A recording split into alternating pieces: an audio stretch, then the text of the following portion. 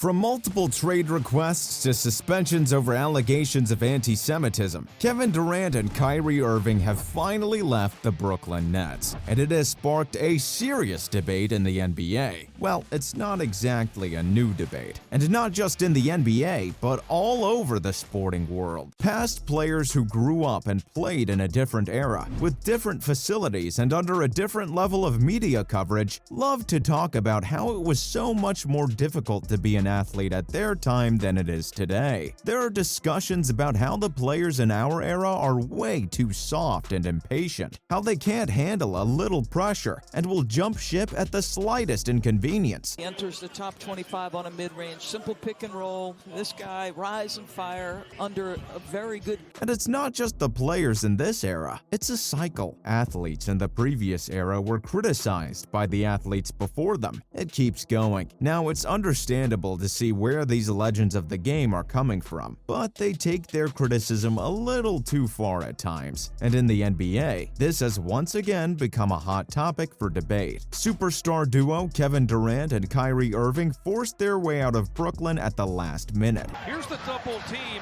and this is earlier, and he's just knifing right through the double team. And since then, the manner in which they exited from the Nets has been heavily criticized by many people in the NBA. And leading the criticism are two of the most seasoned legends of the NBA, one of them being Shaquille O'Neal. Now, Shaq is definitely one of the most vocal people in the NBA. The former Los Angeles Lakers superstar currently works as an NBA analyst with TNT, and his takes on things are usually quite candid and unfiltered. If he feels a certain way, he will voice his opinions without worrying about anyone. The former Lakers man was talking about the trades in the NBA during a media scrum before the All-Star weekend. I don't know what the problem is, but when you have two upper echelon players, one has to sacrifice. On the matter of Kyrie and Durant forcing their way out of Brooklyn, Shaq didn't sound too happy with the way Durant and Irving conducted themselves, saying that these players need to take a serious look at how they're behaving. He also went down memory lane speaking about his own playing time, as he mentioned that while he used to do a lot of crazy stuff, he never took things this far. So, recalling Shaq's playing days, not sure how I feel about that, big man, but whatever you say. He said that whenever he would do anything, he would remember that his mom and dad were watching, and what would they say about what he's doing? The former NBA champion was of the opinion that Durant and Irving should have stopped acting like their failed moves in the past were anybody else's fault. When he's letting the game come to me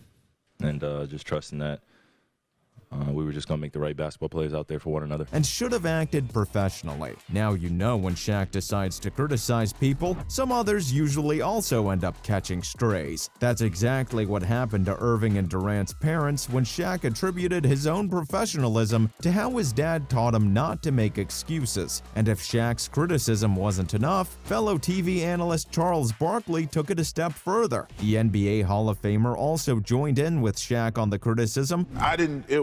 It was my fault. Never heard one of those guys say, you know what, I didn't do my job. Calling it one of the biggest problems in the NBA currently. Barkley said that all of these superstars in today's NBA are almost treated like cranky babies, how they throw up a big tantrum every time something little happens. They get the fans kicked out of games over very little verbal abuse, and whenever things get difficult for them on a particular team, they just get up and request a trade away just because things aren't going as easily or smoothly as they would like. So I think the buyout market, I'm going to be watching that for my sons. Our starting unit, we're good to go. Now, the word Barkley used was baby, which in my opinion is taking things too far, but I somewhat get what he's trying to say. The former NBA MVP said that with how things are going with these players, it will become a big headache for the NBA owners when it's time to negotiate a new CBA. While it will be problematic for the owners, it'll also be quite problematic for the players, in his opinion. Now, I don't agree with all the things that Shaq and Barkley are saying, however, they do have a point when they say that franchises should have a safety net. I don't usually like to give a lot of attention to such criticism from former players, but I think this is probably one of the most major changes in how the NBA works since Shaq's time. The players have gained a lot more control over their careers over the years, which was not always the case. With how trade requests work today, There's nothing that you can do when a guy gets you that, a guy or girl makes that kind of move. A franchise can't really do a lot to stop a player who doesn't want to stay with the team for long. Just take the example of the Brooklyn Nets, who at one point had some big dreams. They dreamed of becoming championship contenders in the NBA, and they signaled their intention of building a super team when they acquired big names, like Kevin Durant, Kyrie Irving, and even James Harden for a short period. However, none of all that actually materialized. While James Harden jumped ships immediately after featuring in just 9 games, Durant and Irving stuck around for much longer than that. Nets and Bucks. Quick cross by Kevin Durant, gets to his spot, rise, fire. That was the first field goal attempt for Kevin Durant. But they all had very common endings with the Nets. If you believe the reports, Durant had already requested a trade away from Brooklyn ahead of the new season, mentioning that he can't work with the current Nets management, including the head coach Steve Nash, who they later fired anyway. However, the former Warriors man somehow ended up staying and was also in tremendous form this season. Which he had the first 2 games, but not the case in Milwaukee. Beautiful crossover by Durant and puts it home.